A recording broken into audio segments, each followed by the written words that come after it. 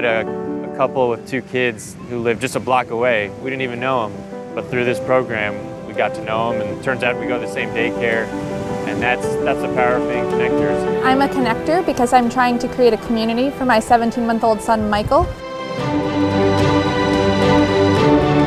I feel super connected. Thank you so much.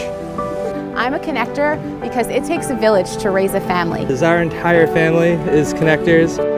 We talk about the thousands of families that haven't been reached. The connectors are going to be the ones that find them. The connectors are our next generation of leaders. I'm a connector because it actually connects me.